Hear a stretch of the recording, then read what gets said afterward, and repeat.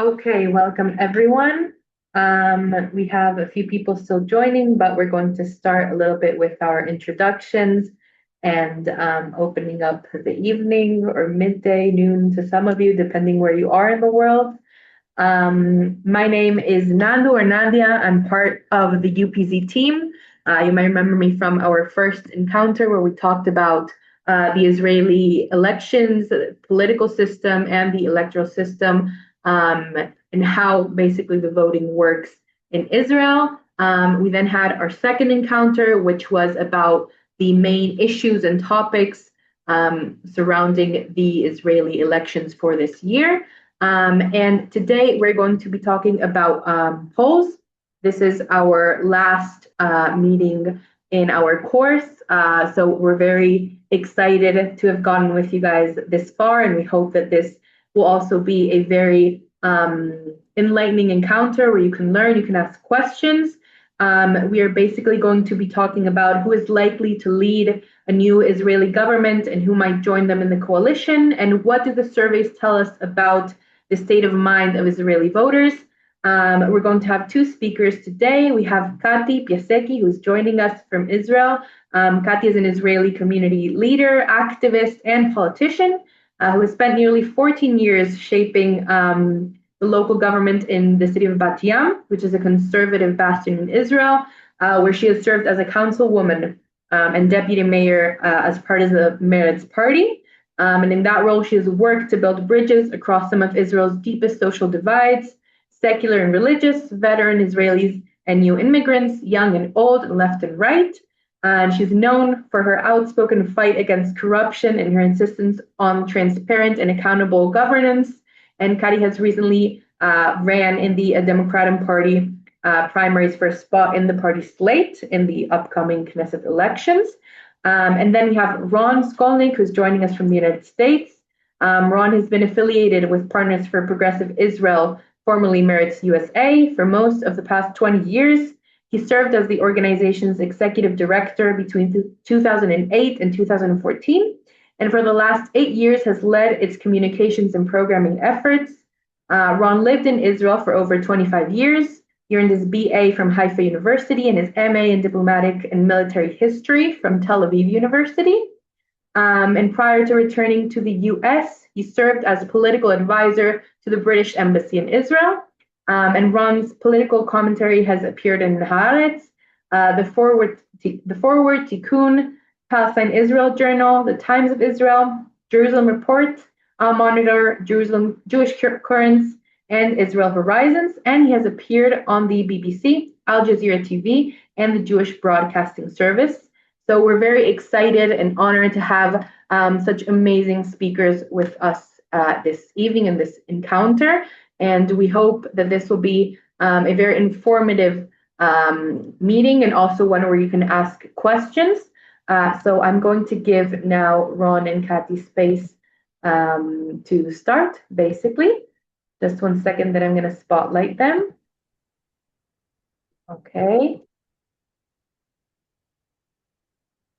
There we go. Ron, Kathy, welcome. Thank you, first of all, for being with us here. And we're very excited and we're very eager to learn. So I will hand you both the microphone or the stage, the virtual stage. And yeah. Thank you, Nadu. I'm going to open, right? Okay. Hi, everyone. Thank you so much. Thank you, World Union of Progressive Zionists, for organizing with Partners for Progressive Israel. Thanks, everyone, for attending. I'm going to open and I'm going to sort of try to take us through the numbers, what the numbers are telling us in terms of the opinion polls. And I just want to point out two things. One, I'm not a pollster myself. I'm an avid consumer of polling. It's sort of a hobby and somewhat of a profession, but the polling itself I don't do. So if you have questions about the technical sides of sampling and things, that's not something that I do personally for a living. Second thing, if you see me glancing to my left, I have another computer with some notes. That's why I'm doing that, just as a reminder for myself about points that I want to make. Before I get going about the numbers, I just want to cite one of my favorite quotes from Shimon Peres, who said about polls, polls are like perfume, nice to smell, dangerous to swallow. So polls, and if I want to cite Dalia Scheinlin, one of my favorite experts about polling, polls are only as good as the snapshot that they give us until today. They don't predict the future in any way. So those are sort of like you're forewarned in terms of what we're able to say and what we're not able to say. Nobody knows what's going to be. For those of you who follow American politics, be you Americans or not Americans, I want to say that on election day 2016, Donald Trump had a 15% chance, according to probabilities, of winning the election. That seemed very unlikely, but 15% does happen 15 out of every 100 times. Not unheard of. So as I take you through the numbers, I want to, I want you to just keep your thoughts about that in terms of what these numbers mean and how likely and unlikely they are. My last thing in my preface before I get to the numbers themselves.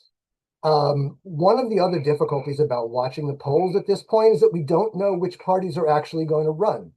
We know that Likud's going to run. We know that Democratim are going to run.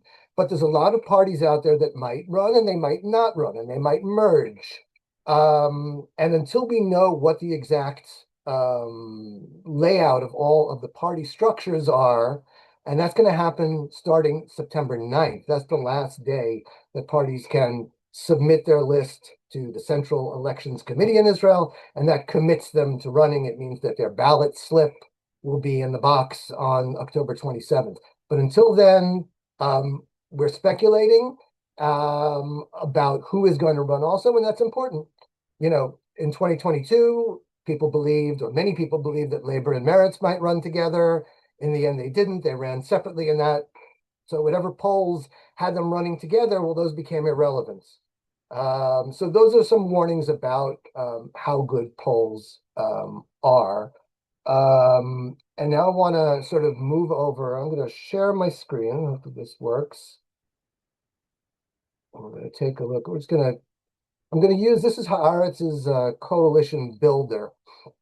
And I just thought it would be useful, not just to look at me, but to look at something on screen. And this is one breakdown by political bloc. As you can see, there's various ways based on various pollsters. We'll get to that in a second. But I would say there are four different blocks that we need to look at coming to these elections. Two of them are fairly easy. If you follow my cursor, there's what they call this here, the Eisenkot block, or sometimes called the block of change, or sometimes it's called the Zionist anti-Netanyahu block, which features the Eisenkot's Yashar party, loosely a centrist party. Naftali Bennett, I'm highlighting it, I hope you can see that. Naftali Bennett and Yair Lapid's party called Biyachad, or Together, which would loosely, I would call them a center-right party. Democratim, led by Yair Golan, Labor and Meretz Union, led by Yair Golan, a center-left party in Yisrael Beitenu, led by Avigdor Lieberman, also a center-right party. So that's one block. The second block would be the Bibi block, Gush Bibi, Netanyahu block. That's basically the parties that make up the current government. That's Likud. That's the two ultra-Orthodox parties, United Torah Judaism and Shas, and the two far-right parties which ran together last time and very, very well may run together again, Jewish Power, or Otzma Yehudit, and Religious Zionism, the latter led by Bezalel Smotrich. And as you see, as I clicked each one, it came up with an estimate of how many seats. This is an average of Israel channels 11, 12, and 13 comes up with. There are two other blocks, though, however, that, as you can see, if you look at the block of change, the Eisenkot block here having 57, Netanyahu's block here having 51, that's only 108. There are 120 members of Knesset, so that leaves 12. So you have these 12 in the middle called unaligned. I'm gonna, since we don't get fractional seats in the Knesset, I'm gonna just pull up the channel 12 poll for a second. So, that's actually doesn't help my cause. Hold on one second. Let's see which one would be better illustrated. Okay, so here you have 15 unaligned seats, but I actually divide those into two blocks. One would be what I would call the non-Zionist block, which is made up of Hadash, Ta'al, Balad, which will probably run together with Hadash or with Hadash Ta'al. These are all three of them are Arab-led parties. The United Arab List, which is also an Arab-led party led by Mansour Abbas, though it's currently integrating its list. And the last one, a smaller party that some of you might have heard of, A Place for Us All, Makom Kulanu, which is it's actually polling in the last poll I saw at 1%, but it doesn't appear here. Those together make up about 11 seats. And then let me click that. This last block would be here represented by a group called Zionist Home. But there's actually 4 or 5 different parties that are now running in a block that wants to be neither nor. It wants to say, we'll only form a coalition as long as Eisenkot and Bennett and Lapid all form a coalition with Likud. We need everybody together.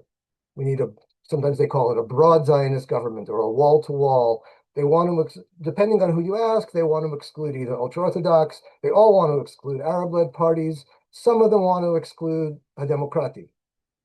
So, so you have these different blocks that are in play. So again, to review, the block of change, the center right to center left block, the right wing to far right block led by Netanyahu, Gush Bibi, the Bibi block, and then 2 smaller blocks that are combined here as unaligned, non-Zionist or Arab-led parties, and a sort of very small block that insists on the broadest possible, what they call Zionist government. Having said that, I'm just going to take us fairly quickly through 7 different coalition scenarios. And a little bit, I'm just going to flip over here. So this looks really confusing, and it is. This is something produced by an outfit called Hamadad, led by Shmuel Rosner, and he runs what's called a Monte Carlo simulation, which is, I can't explain it because I don't have the math and the statistics background, but it's a way of integrating everything that we possibly could know, or as much as possible know today, about the polls, about who's going to run, about voting trends, and it tries to predict what are the probabilities of different results turning out. I'm going to flip back here in a second. So one possibility of a coalition is a continuation of the current government, a Netanyahu-led right-wing coalition. And there is such a possibility. It's not an improbability. Remember what I said about Donald Trump winning. I'm going to go to the most, let's call it far right leaning poll run by a gentleman named Shlomo Filber, who runs something called Next Data. And he's been predicting a Netanyahu majority. And a lot of people feel that he's not reliable. And maybe he isn't. But he looks at it this way: 62 for the Netanyahu bloc, 48 for the change bloc, and 10 for the non-Zionist Hadash Tal and United Arab List. What are the chances of that happening? Well, they're not great. We go flip back to here, we'll see, if you look on the left and you see all these green dots. So look at the green dots that are to the right of 60 seats. So those are sort of the chance. You have 1, 2, 3, 4, 5, 6 dots out of, I can't even count them. But so you have a small possibility of it happening, but it's unlikely. Let me see how much Rosner puts it at. Right, chances of a coalition majority, 9.16%. But there are other ways that Netanyahu could form a coalition.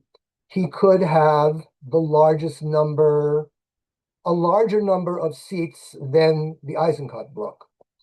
So here, for example, this is different poll outfit called Direct Polls. And they're predicting 59 seats for Netanyahu's bloc, 50 for the Change bloc. Looks pretty bad so far. And 11 for the non-Zionist parties. Nothing for the sort of in the middle group. What does this mean? Well, ostensibly it means Netanyahu couldn't form a government because he wouldn't get 61 people to vote in favor, but it does leave open the possibility that he could be tasked by the president, and Kathy, I'm sure can explain this better than me, tasked by the president with forming a government and maybe be able to lure some MKs away from opposition parties and get 2 more, and then he's at 61. The chances, according to Rosner's model simulation, of Netanyahu's bloc having more than Eisenkot's bloc is 34%. Not a small amount. Now, you might ask, are these simulations accurate? That's a whole other question. I'm not privy to how he reaches this, but because most of the polls that you see on television are not going to be this pessimistic for the anti-Netanyahu camp. Most people, I'm guessing, joining this webinar would like to see something like, let's see the Ma'ariv. Here we go. Channel 12 in Israel has the most optimistic for the opposition. It has 60 seats, very different from 60 seats for the Change bloc, 50 for the Netanyahu bloc, and 10, again, for the non-Zionist parties. So occasionally you'll have a poll where this bloc has 61. Okay, most often not. Most often they're in the 55 to 60 range. What is the chances that Eisenkot will have actually 61 Zionist party support MKs? Again, there we are. More seats for opposition. I'm sort of highlighting it here without Arab parties. That's how they put it. I wouldn't put it that way. 62.29. Sorry, my mistake. Opposition majority without Arab parties. The chance that Gadi Eisenkot or Naftali Bennett, if there's a miracle, would lead a government that would have only Zionist parties and have 61 seats would be 25%. Not a huge amount. But there would be about a 65% possibility of them being able to form a majority with at least one of the non-Zionist parties. One intriguing thing, and I'm going to hand it over soon to Ketty. One intriguing possibility was brought up by Gadi Eisenkot just like last Thursday or Friday, where he said, you know what? I don't need 61 to form a government. I'm happy to form a government with 57, 58. As long as we have more than the Netanyahu folks, I'm going to form a government. And I had to go and look at the basic law to see, is that even possible? And it is. It is until such time as Israel's high court says it isn't. But it is possible. And so the chances of that are pretty high, actually. The chances of Eisenkot, this group of parties, so you take a look. Channel 11, Kantar does their polls, has them at 56 versus 53. Channel 12 has it at 60-50. Channel 13, 56-49. Under all those scenarios, he could form a government based on that plurality and then potentially add to it later. But if they are stuck with these numbers, 2 other possibilities exist. One, there will be no majority, no one forms a government, and that's a choice that politicians will have to make. Gadi Eisenkot may decide there's so much public pressure to have 61 seats, I won't be able to form a minority government, or it's too much of a stretch, we won't be able to govern effectively. It could go back to new elections. And the last possibility, and again, I go back to the spoilers, like Zionist Home or Benny Gantz's party, which is listed here at 0, or Gilad Erdan and Yuli Edelstein's party, which is also here at 0. But if they manage to band together, they could get 6, 7 seats potentially. They may be in a situation to force what they want, sort of a wall-to-wall unity coalition that would include, depending on who you ask, maybe Jewish Power, maybe certainly at least these parties, Eisenkot, Netanyahu, Bennett, and Lapid are here. Some of these parties want to exclude a Democratim. Most of them, all of them want to exclude Arab-led parties. Some of them want to exclude ultra-Orthodox parties. So those are your probabilities. I'm just going to leave this screen up here for a second. So again, I'll just sort of recap now, because there's a lot of numbers, I realize.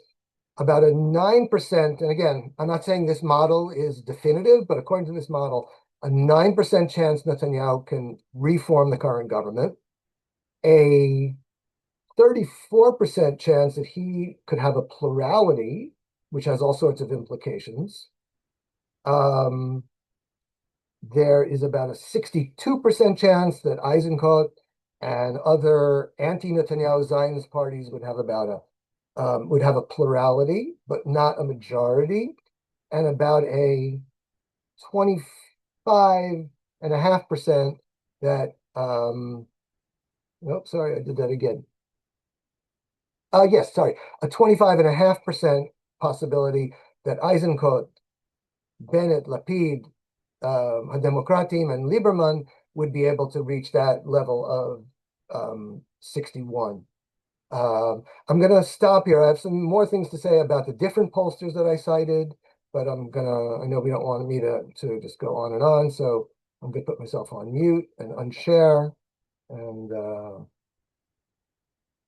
Kathy, I'm going to pass it over to you. Hey everybody, what's up? Good evening from me as well.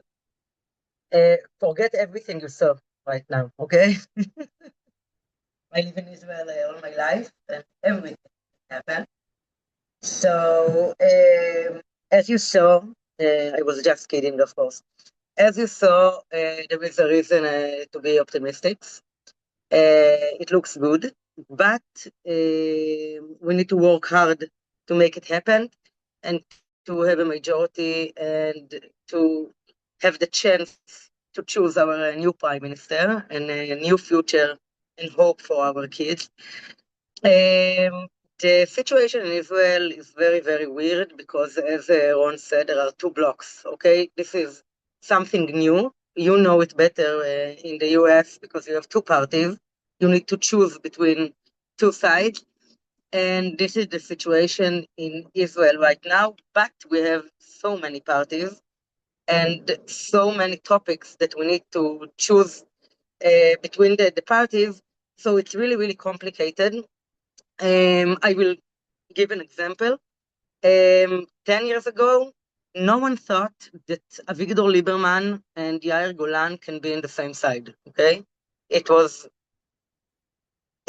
unbelievable, okay? It was because Lieberman is very right-wing and we are very left-wing.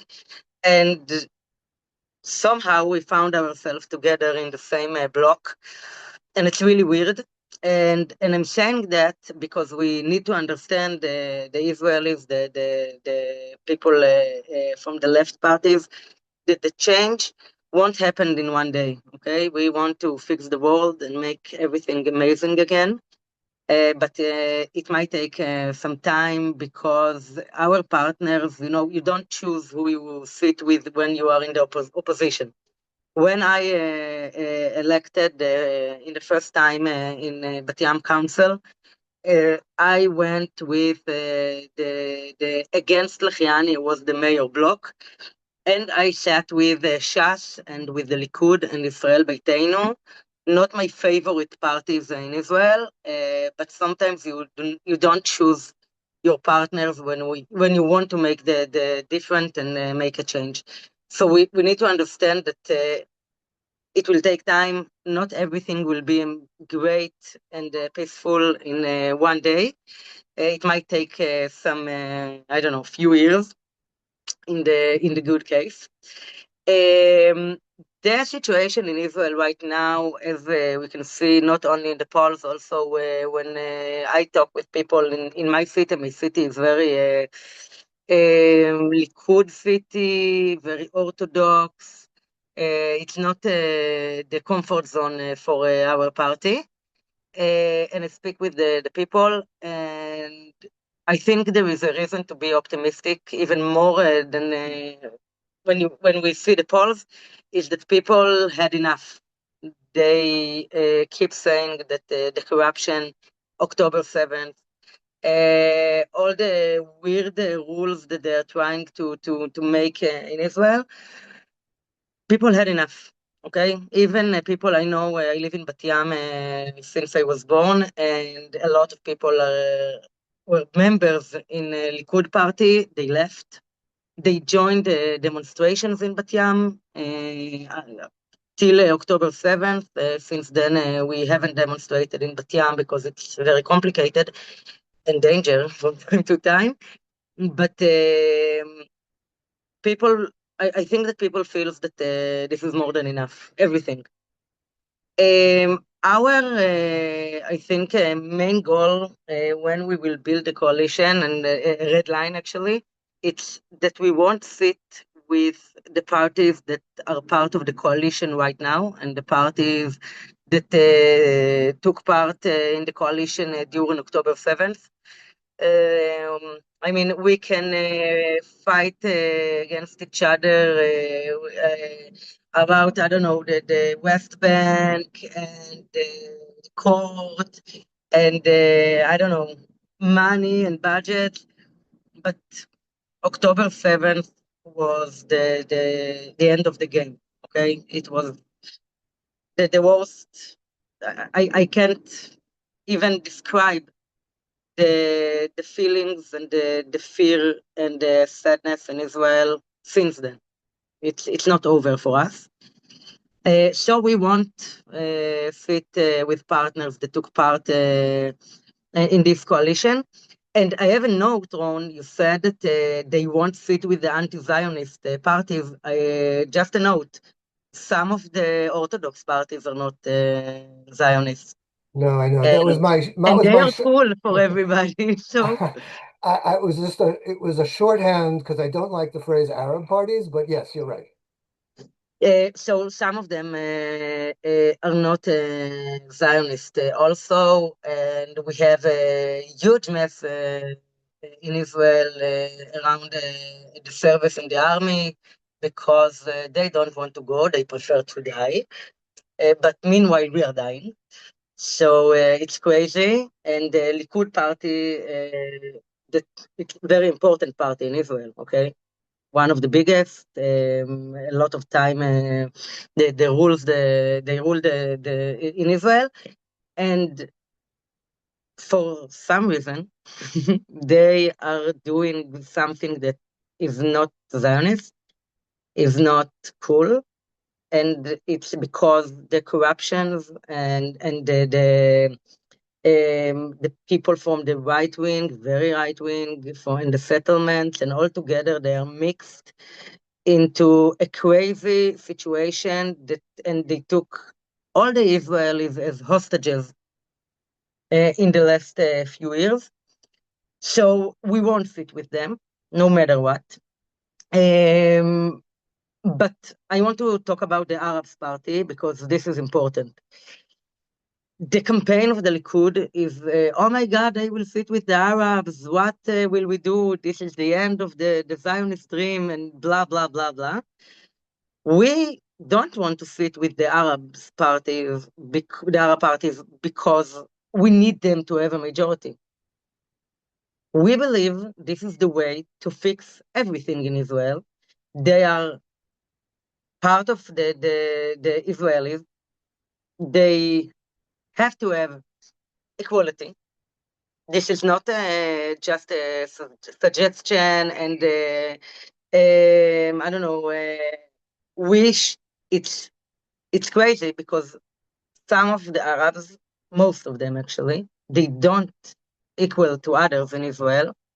And you can see it in so many aspects in Israel, and and in crime, in hospitals, jobs, studies, everything, budgets. And I believe that if we want to live in a healthy place, so we have to work together. There is no other way. So I don't want Mansour Abbas to join our coalition because I want to have a majority. It will be nice, of course. I want a majority before Mansour Abbas, and then to call him to join us to fix this country. So it's very, very weird because Naftali Bennett and Eisenkot and Yair Lapid and Lieberman and Gantz, I don't know how we're still part of the game, but they are afraid to say that they will sit with Mansour Abbas, even though Bibi Netanyahu was the first to call him and ask him to join his government. Okay, so now the campaign of the Bibi bloc is you are lefties and you will sit with the Arabs and you will ruin everything and we won't have a good place to live in and we won't be safe. It's bullshit, okay? Because in the last 2 years,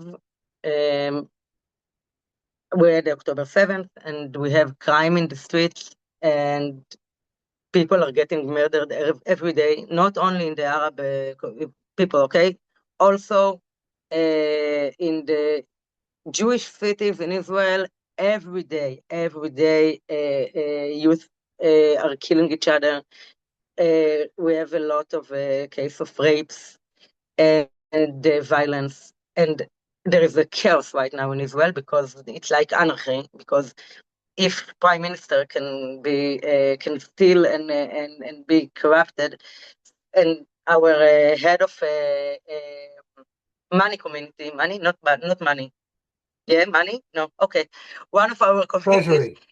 yeah, thank you, is was accused in rape and is still in his seat. So if they can, why the others can't? So it's really, really important elections in 2 months, because I know every time we say this is the most critical elections in Israel, every time, but it is, okay? This is the time. I believe that if we want to win these elections and we want to build a good coalition, most of my friends, the ones who are able and they have enough money, will leave. We saw last week the numbers, almost 1,000 people left Israel from high-tech, hospitals, doctors. We're losing our people. And I think that if we won't fix it and we won't change it, we gonna have a huge problem because no one will go to the army, no one will work, because the Orthodox, they just going all day and pray, which is okay, but not why with my money. So it's really, really, really critical. And I want to say that I'm optimistic because you may say I'm a dreamer, but I'm not the only one in Israel. I believe that we are going to win big time.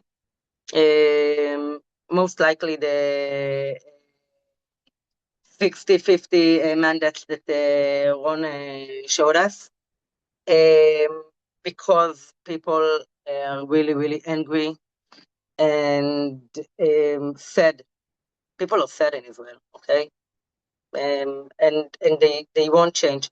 And if in the past people voted from the stomach, now I think they will vote from the heart and from the head. I mean, if in my generation, if the parents were Likud party voters, you had no choice.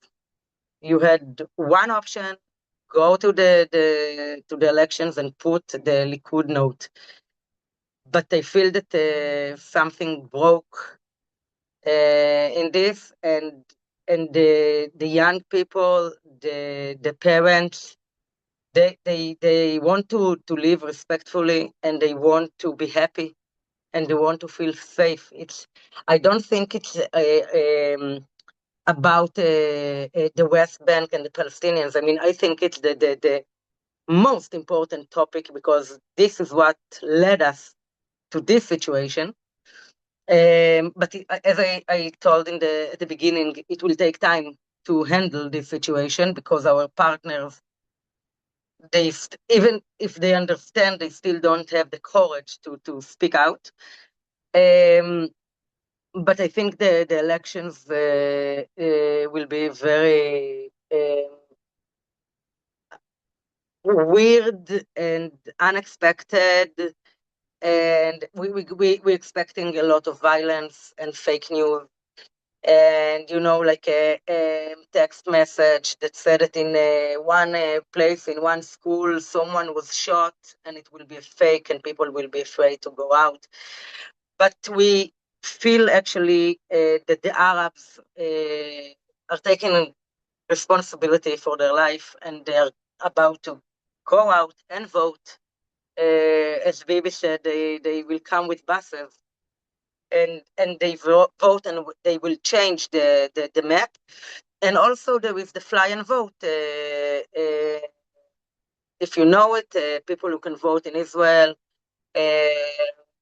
there are organizations that will help them to book a flight, not with money. No one will pay for the flight, but they will help them to organize everything before, so they will be able to come to Israel and to fix the place they want to come back after a relocation or something like that.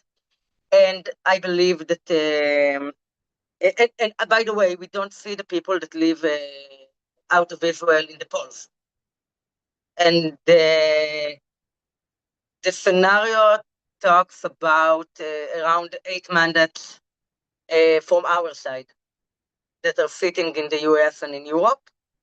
And if half of them will arrive, or a third of them will arrive, there is, it will be a real good surprise to the Israeli people, not only for the left parties or the change parties. It will be a good news and a wind of change for all the Israelis and all the Jewish people, and to the whole world, actually, because we see what is going on with Iran and the Middle East and the US, and everybody is involved. And we need to finish this. I mean, this is 3 years of war. We raise kids here. It's not fun. It's really hard to take them every time to the shelter. It's not left or right. The people in Bat Yam had one missile, the biggest one who sent from Iran, and it killed 9 people. I'm in charge of the welfare, and I evacuated everybody, more than 2,000 people from one missile. And they vote for the Democrats, and they vote for the Likud, and they vote for Shas. And they are old, and they are young, and they speak Russian or English or French. I mean, it doesn't matter. It's really sucked to live in Israel in the last few years, and we have to change it. My parents always tell me that this is our time, our generation time. We need to change. They still go to demonstrations every weekend because they cannot sit at home. But I believe that my generation will make the difference, and we will bring back hope to all of the Israelis' hearts soon, I hope. That's it. That was me.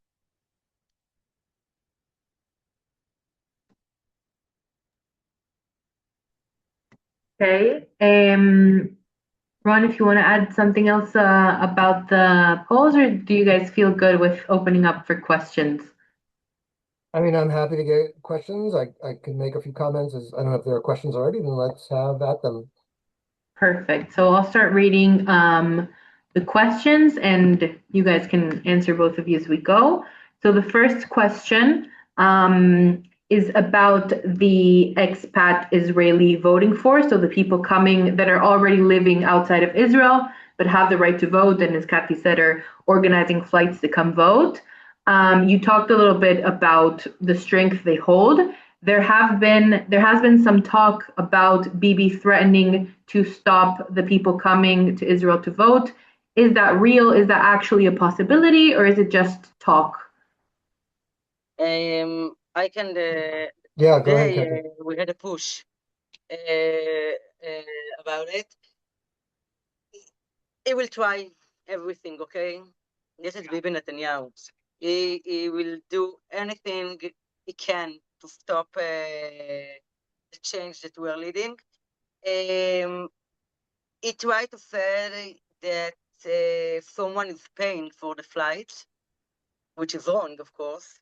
So there is no bribe or anything. And I want to, I don't know, just to say, in the past, so many airplanes from New York, from Brooklyn, arrived to Israel with Orthodox. They don't live here at all. And if they will stop our flights, they will stop also their flights. I don't think he will take the chance, but they will try to do anything they can to stop it, because they understand that we are awake. We slept for a long time. We were like the sleeping beauty, and we are awake, and we are angry, and we are coming to win, and he will try. But I hope that he won't able to stop it. I saw today that the Solberg, the head of the committee of the elections, he stopped something that Likud asked. I didn't read it yet. But for now, there is a logical person in the head of the committee until they will try to to get rid of him. But for now, I think we are covered and it will be okay. But as I said, anything can happen.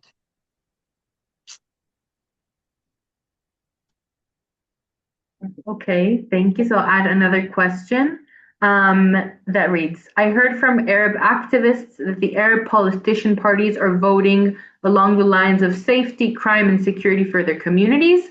Like that's the main issue, moving their voters, and that no one from Arab parties is expecting any movement on the two-state question, or that being a main issue, moving voters. How do you think that's reflected in the polls? Is there talk about that? I think we can also see it maybe from the poll analytical aspect, but also what's being said on the streets, let's say. So the Ron, I poll, want to answer. Yeah, go for yeah, it. the polls, there was a pretty substantial Israel Democracy Institute poll. It was a while back. The polls suggest that Arab citizens of Israel are concerned by cost of living. They're concerned by crime. I have some issues with how some of the questions were asked, but mostly it came out that it was crime, it was cost of living. I'm just referencing here for a second, and it was I forget right now what the third was, but it was not the two states. I don't think that I don't, I don't want to speak on behalf of a community, but I definitely would assume that no one expects it to happen based on the makeup of the Israeli Knesset. Great, thank you. Kathy, you wanted to add something on that topic? I will just say the same. I have a lot of Arab friends, and because we had the primary. By the way, tomorrow there is the primaries in the Likud party. We're gonna have so much fun tomorrow because a lot of them are going home finally. I met a lot of communities in the Arab communities. The main issue is, you are correct, of course, is that the people are afraid to send their kids at dark outside, okay? I think that more than last year, more than 400 people got murdered. Arabs, only Arabs, without the Jewish, and there is the car accidents and all together. And I think that, of course, it's not by mistake, okay? It's not the Itamar Ben-Gvir who was in charge on the police. God knows how. I think he feels very happy when there is a push from the news that some Arab got murdered in the, I don't know, in the Galil or whatever. They're afraid and they're scared. And the women also scared because, when there is a violence, the first to pay the bill is women. Yeah, this is the main issue. They don't talk. I think basically in Israel, no one talks about the two-state solution because it's very far away from our reality right now. Thank you. I'll have another question. What do you think is the risk of post-election violence? What form could it take? How could it affect also outcomes? Okay, the other side, the other people, not all of them, of course, but part of them. We can see it now in demonstrations and how they annoying people and bothering people and bullying people. So it's already going on. I mean, it's part of the life of the activist from our side.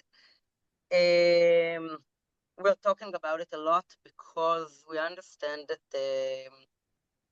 they cannot imagine the situation that they will lose, and they will lose not only the government, the money, the budgets, the roles, the power, and we understand that it might be very sensitive.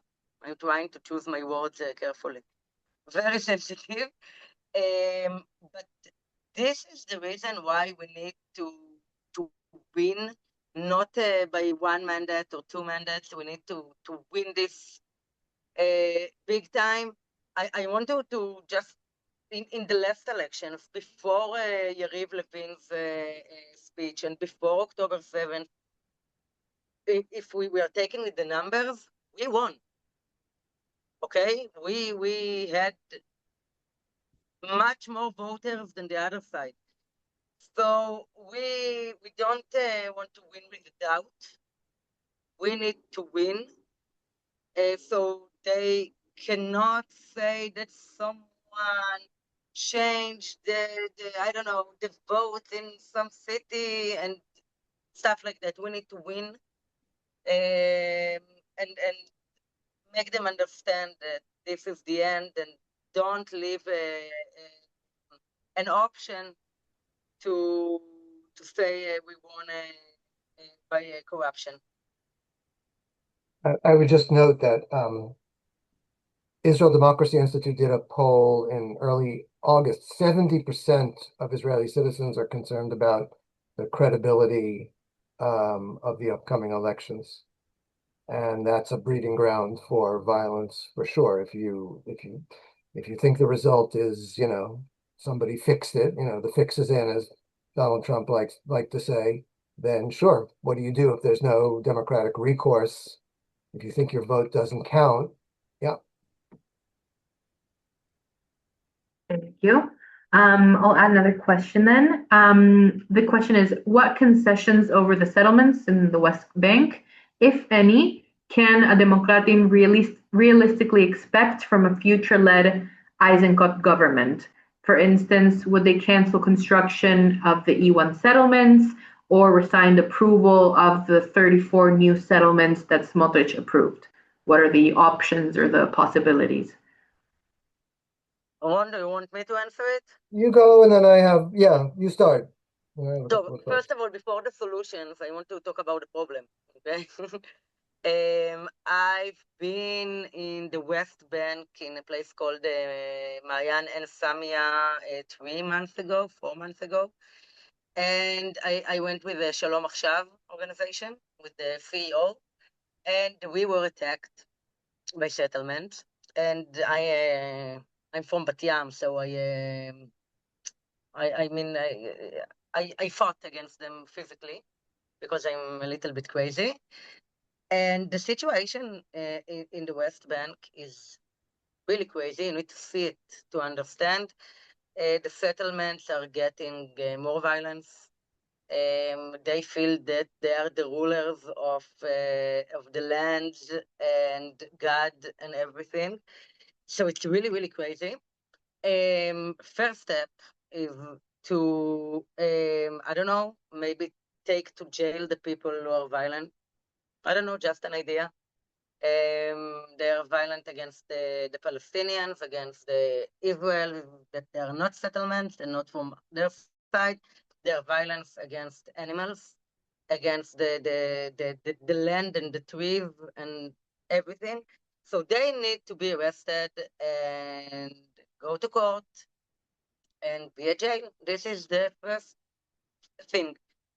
The second is to stop all the illegal places in the West Bank and in Jerusalem, in Jerusalem, and to just to break everything they did. I mean, they have like it's not buildings, it's like tents, and 2 people live there, and then there is 30 soldiers that around them to keep them alive, even though they are the danger, and suddenly they have a road, and it's really crazy. So we need to just to break it, and to I mean it's I don't have a picture here. It's crazy, crazy. You know, in the middle of nowhere, 2 tents with 4 people that I think that I don't know they drugged, or I don't know what is going on with them, and they bully. It's not bullying. It's terror. Okay, it's a Jewish terror, and this is the name of this situation. I can't stand that they are saying no, it's only a few people. No, it's not a few people. It's a lot of people, a lot of young people. And we need to I mean to ruin everything. I mean it's not the time to talk about the big cities over there with buildings and electricity and everything, but we need to start with something, and we need in the last government more than 100 farms like that was built, and a lot of roads was built, and we need just to rewind it, take it back. I largely agree with what Kathy said.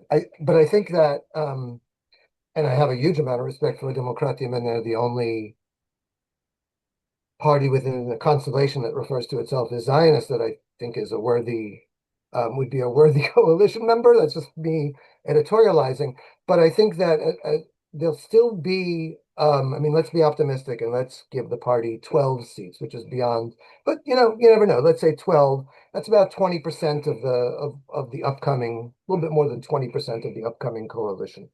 Or a little bit less even. I don't expect the Democratim on their own to be able to do a lot. I think my first question would actually be if Gadi Eisenkot, as he has said, needs to repair Israel's international image, then I think that's gonna move him a lot more than and I think a Democratim will be there to help along the way and legitimize what he's doing, but I don't think they're gonna be the ones that, you tell me if I'm wrong, Kathy, they're not going to say, well, if you don't do that, we're leaving the government. I think it's going to be much more. We will give the push. Right. We will push him. But we need to be big so he won't fall on us. We need to push him hard. Yeah, oh, absolutely. No, 15 would be much different than 9, of course. But I think that my eyes are on the international community. They're on the November elections in the US. If this government that replaces Netanyahu, Bezrat Hashem, is still around in 2 years, I'm fascinated what the next American president is going to look like. But I think that's where I think that I think change is, if it's going to come hand in hand, and it's not going to come only internally, and it's not going to become only because of external push. It's going to have allies on both sides. So, and the situation, as bad as it is in the West Bank, the situation is pretty bad, and as people I think are starting to detect more and more that Israel's loss of credibility internationally is pretty severe right now. And I would hope that Gadi Eisenkot, if and when he becomes prime minister, sort of makes that a central focus of policy. Unlike what we saw, I would say, in the Lapid-Bennett government, which was just sort of so I don't think the situation was as acute. I mean, we know it wasn't as acute. We were before October 7th, and what followed. So I hope Gadi Eisenkot will steer things based on the push he's getting from abroad as well. I think that Gadi Eisenkot is the best option we have to this situation right now. He's a military guy. He knows the area. He knows the situation, and I think that he will handle it gently, but he will handle it. I mean, there is no other option because you spoke about it, Ron. The relationship between Israel, not the Americans, the Jewish around the world, is not very good right now, as you can tell me, I guess. We are not likable right now because a lot of stuff, because very strange words of, I don't know, my Golan, according to the Reformim and stuff like that. But also because what is going on in the West Bank, because of the violence, because we just don't want to see. And I think that also the press in Israel, they show us even more than before, because they also understand that this situation put us in risk between Israel and the world, because this is very, very sensitive issue, and the father of all the troubles that we have in Israel, as I said. So I think Gadi Eisenkot will be clever enough and sensitive enough to deal with this crazy situation. Thank you both. We'll do two last questions that we have here. The first one that I think is more like specific is, how do the polls that existed about Israeli supporting the war in Gaza impact the possible voting outcome in these elections? Obviously, that are very, let's say, the war has really changed a lot of the situation. So how do those polls translate or affect what we're seeing today in the electoral polls? I think I told before that in the elections before October 7th, it was a tie, okay? You can call it a tie. And now we see that we have more seats for the change block, okay? But I think, okay, after October 7th, in the morning of October 7th, it was hell, okay? We hated everyone because we saw the worst footage that humans can see, okay? It was really, really hard, okay? I'm lefty. I was born in a very political family from the very, very left side, okay? In our family in Leil Seder, we fight who is more lefty. This is our game. But I was mad, okay? I was so mad. I thought, why? How? What the hell happened? Because it was so massive and so hard, and we lost friends. There is no one in Israel that didn't lose anyone in October 7th. All of us. So at the beginning, it was let's kill them all. let's kill them all. They all need to die with crazy ideas from dark days in Europe, okay? Very, very hard ideas. But then I think that something changed because we had the war in Gaza. No one thought it will take so long and we will lose so many soldiers in there. And the feeling that Bibi Netanyahu is making decisions not according the safety of Israel or what good for the people. The decisions are taken only for what's good for Bibi Netanyahu. And even if he's making the right decisions, all the Israelis, even the people who support Bibi Netanyahu, will ask themselves why it's good for Bibi.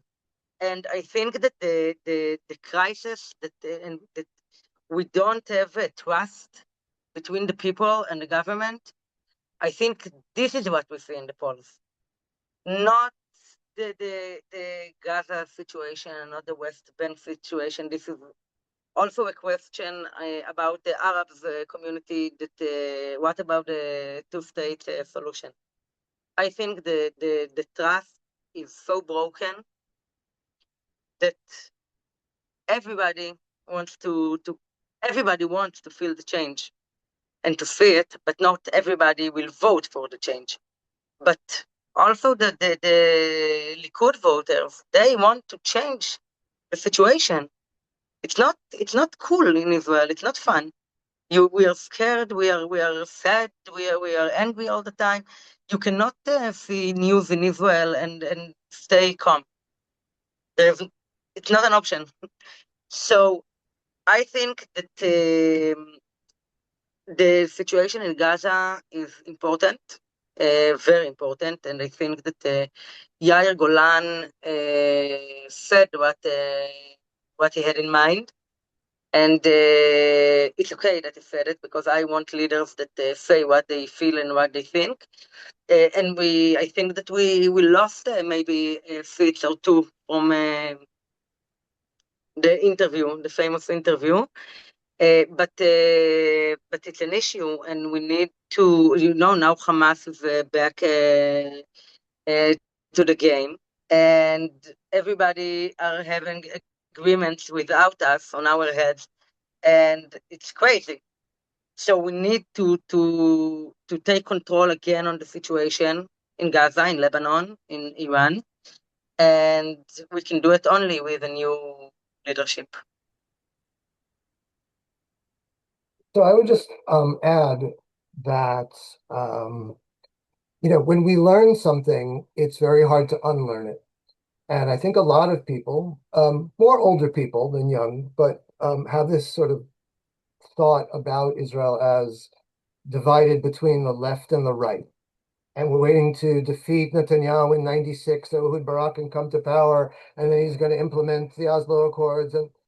And I think that a lot of people abroad haven't really updated their thinking, completely updated, and they still sort of think in that sort of paradigm that there's a left competing against the right, and we have to get rid of the right in order to, and that's not, there's a far right, and but I think it's 60% the last I saw of Jewish Israelis self-define as right wing, and the right wing itself has moved further right in Israel.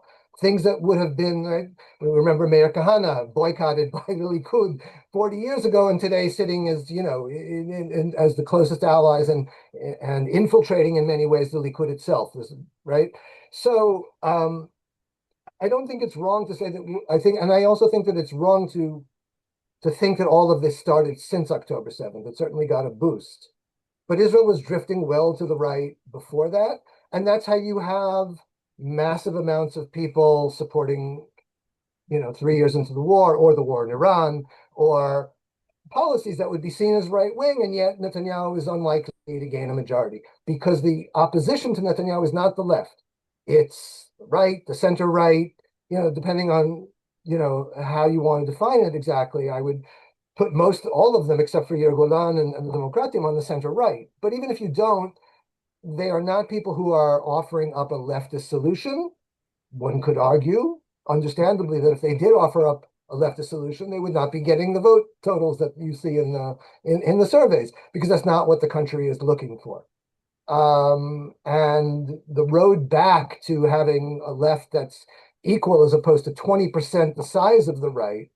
I think they were equal in the 1990s, and now it's about 12% of Jewish Israelis define as left wing, and then the rest are sort of center or no definition. The road back is going to be long and painfully slow.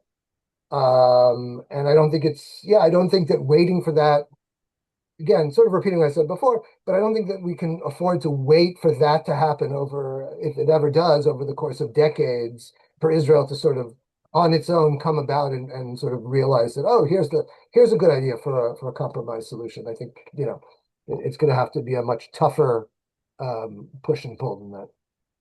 I want to add something. I don't tell anyone, but I'm 42 years old. It will be our little secret. And I was 11 years old when Yitzhak Rabin got murdered, and I was on the square. I heard the shots. And when I meet the young people, I ask them one question. I mean, they know what the meaning of hope, but do they know how it feels in the stomach? And no one raised, no one. They don't know, because someone told them the feeling of hope, and they know only Benjamin Netanyahu, and they cannot even imagine the situation that we use the word peace and equality. And you are right. Most of the Israelis are describing themselves as right wing. But when you ask them questions, you understand that they are more similar to us than we think. I mean, they think that we need peace, and we need separate religion from the state or from the city. Depends who you ask and how. And they think that Arabs should work, should study, and they want to live together. And most of the Israelis actually have a little left-wing thoughts inside of them, but they are scared because for so many years, the Bibi Netanyahu he told on the left so many bad things that we forgot how to be Jewish, and that we prefer the Palestinians and not the Israelis, and that we are not going to the army, and yada, yada, yada, and so many fake and lies. And people are scared to express what they think. And I can tell you in Bat Yam, I doubled my strength 3 times. And it happened because I gave people the option to feel that they can express what they think. And there is someone who stood up and spoke about those things. And it's okay. You can be whatever you are. You can think whatever you want. You are not alone. And I think that this what happened after Yariv Levin's speech, that people came together to demonstrations, and they found in a weird way that they are not alone, and they are all together, and we are so many people, and it gives a lot of hope and the strength to change the reality, and we did it. We brought the hostages back home, and we stopped the evil plan of Yariv Levin, and it's a huge success. And a lot of people, more than 2 million Israelis, went out and spoke up. It's amazing. So be optimistic. I think on that incredible note, we'll close our meeting for today. First of all, Katya and Ron, thank you so much. I think this was a very clarifying, engaging, and an important space. And thank you to everyone who was a part of also this meeting and the two previous ones that we had. For us here at the Union of Progressive Zionists, it was very important to bring information about the elections, give access to people to see that in different languages or to read the subtitles at least. And we're very happy with the outcome, and we hope that this is the first course of many to come. Our recordings will be up on our YouTube channels. I'm sending the information now in the chat. For now, we have them in English on Partners for Progressive Israel's YouTube channel and with Spanish subtitles in Minutes Argentina's YouTube channel. And we will hopefully be sending them subtitled in other languages soon. And of course, we invite you to follow all of our Instagram pages, Facebook pages, and of the Democratic Party as well. As we said many times throughout this meeting, there will be flights organized for Israelis who have the right to vote to come. So make sure that you speak with your communities about. We are waiting for you. Yes, we're very much waiting for you. Don't forget to come. Please come. Save us. Even if you can't vote, sharing the information, highlighting the different things that are happening. There are Democratic pages in different languages that you can also share. So please be sure to do so, and we welcome all of the efforts and all of the help. Again, thank you to our wonderful speakers, and we'll be in touch. Nadu, feel free to share my phone number and my email if someone has, I don't know, questions, concerns, I don't know, whatever. Feel free to contact me. Thank you. For sure. We'll be sending out an email to everyone who signed up. We'll include it as well. Thank you, everyone, and have a good afternoon, Bye-bye. wherever you are. Bye-bye.